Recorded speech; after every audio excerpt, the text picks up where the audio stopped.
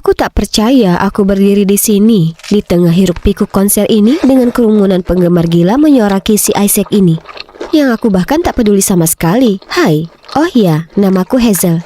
Saat aku setuju dengan teman-temanku untuk melakukan perjalanan darat ini menuju ke Carolina untuk datang ke festival skydiving, nah, ini tak sesuai dengan yang kuharapkan. Ya, itu mereka, Ivy dan Zoe. Cewek-cewek yang menipuku mengira ini konser idola mereka adalah pembukaan festival tersebut. Di sanalah aku, bersemangat menunggu pertunjukan udara yang menakjubkan. Tapi sebaliknya, aku terjebak di kumpulan penggemar ini. Kenapa mereka sangat berisik? Pendengaranku sebaiknya tak rusak permanen karena ini. Dan seperti yang kalian bisa lihat, menjadi satu-satunya yang tenang di sini, mereka menempatkanku bertanggung jawab atas fancam mereka. Parahnya lagi, kenapa ku pesan hoodie custom yang serasi untuk kami semua? Itu membuatku terlihat seolah jadi bagian dari grupis ini. Akhirnya kebisingan ini usai. Tapi aku terjebak di antara penggemar yang jalannya lamban. Dan di mana teman-temanku? Aku bahkan tak bisa menelpon mereka karena bateraiku habis. Aku akan naik taksi kembali ke persewaan Airbnb kami saja, lalu menghubungi mereka dari sana. Toh aku terlalu lelah. Mari keluar saja dari tempat ini sesegera mungkin. Lupakan malam yang rusuh ini, karena aku akan menikmati pemandangan dunia dari atas di festival musim gugur yang asli besok. Dan itu yang terpenting. Wah, festival ini menyediakan segalanya untuk acara. Mulai dari pelayanan yang penuh perhatian, live musik luar biasa, dan makanan enak. Sangat sepadan dengan bertahan di konser mengerikan itu. Semuanya berjalan sangat baik. Hingga kulihat wajah panik Ivy. Girls, ini soal Isaac kesayangan kita. Setelah konser kemarin malam, dia menghilang dengan seorang gadis misterius. Lihat hoodie ini. Apa itu terlihat familiar untukmu? Oh ya Tuhan, itu salah satu dari hoodie kostum kelompok kami. Apa mungkin? Aku bisa lihat lirikan curiga Zoe kepadaku dan Ivy. Untuk apa tatapan itu? Apa kau menuduhku? Ya, terserahlah. Bukan aku. Itu yang pasti. Ivy, kau terlalu lama untuk kembali ke mobil kemarin malam. Sedangkan kau Hazel, kau tak bisa dihubungi lama sekali.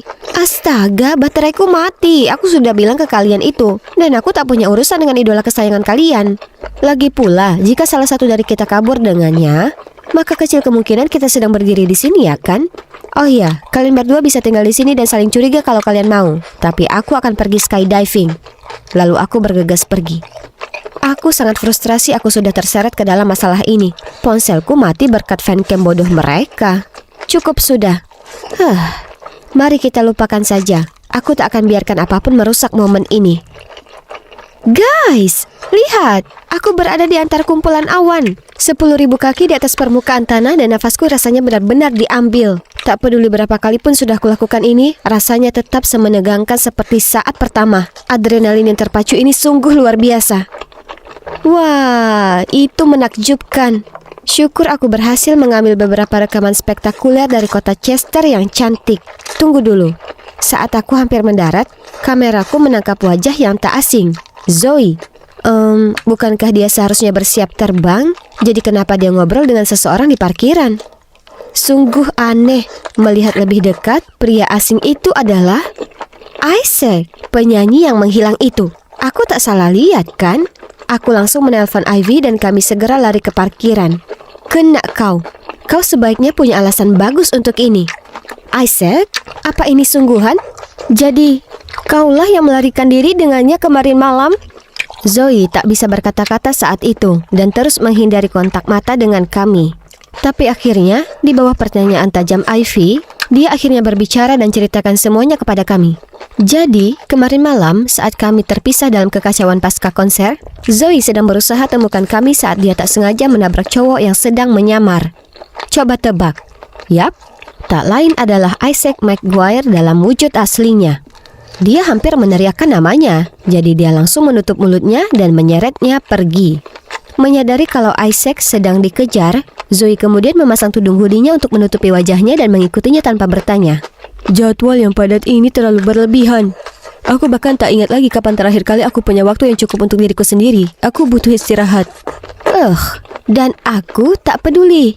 Tapi Ivy benar-benar terlihat seperti akan menitikkan air mata untuk idolanya yang malang itu. Ya, kalian lihat, ini darurat. Aku tak bisa tidak membantunya.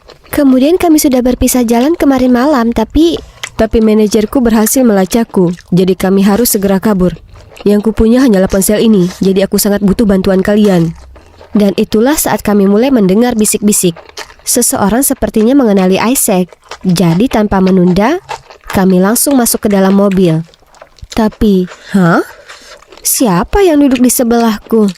Astaga, make up cewek ini sangat mencolok dan parfumnya sangat kuat sampai tenggorokanku tersumbat. Siren, kau Siren kan? Oh, aku mengagumi chemistry-mu dengan Isaac di film. Sepertinya kalian dilahirkan untuk satu sama lain. Tapi, tunggu, apa kalian berdua kabur bersama? Ternyata cewek flamboyan itu adalah Siren, artis baru yang main film dengan Isaac. Melihat caranya tersipu sementara Isaac tetap diam, aku tak menyangkalnya. Sudah jelas mereka adalah pasangan yang membawa romantisme mereka di luar layar. Jadwal padat, kelelahan, omong kosong. Jelas, dia hanya membuat alasan untuk menghabiskan waktu dengan pacarnya.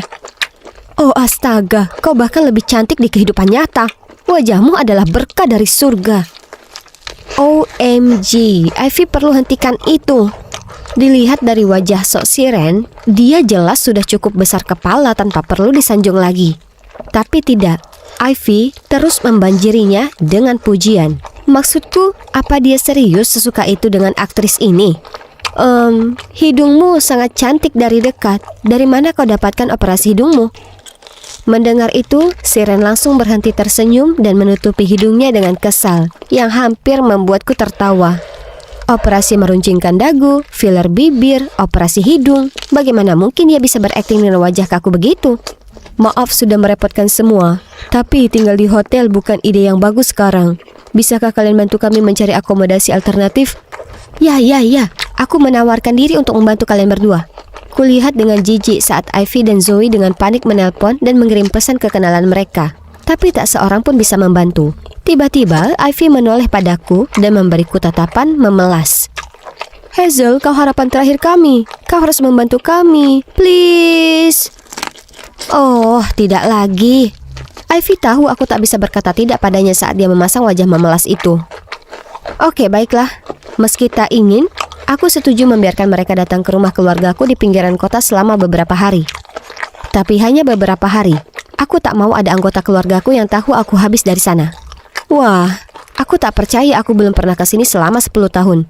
Tempat ini menyimpan beberapa kenangan indah masa kecilku, tapi juga beberapa yang tak terlalu bagus. Terutama satu yang menghantui. Kenapa kau tak bilang ke kami kalau keluargamu itu kaya? Akan sangat menyenangkan tinggal di mansion megah seperti ini. Tapi sepertinya keluargamu tak sering datang ke sini. Tempatnya sangat dingin dan muram. Ya, dia benar.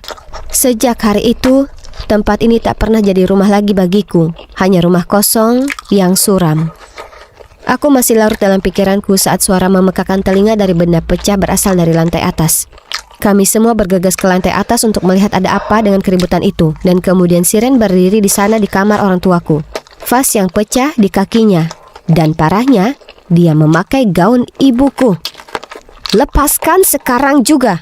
Siren hanya mengangkat bahu, melangkahi serpihan vas yang pecah itu, lalu melenggang ke seberang ruangan dan bahkan berhenti untuk berpose di akhir.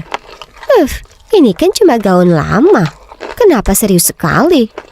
Aku sangat geram sampai-sampai saat dia jalan kembali aku menjegalnya, membuatnya terjatuh ke lantai.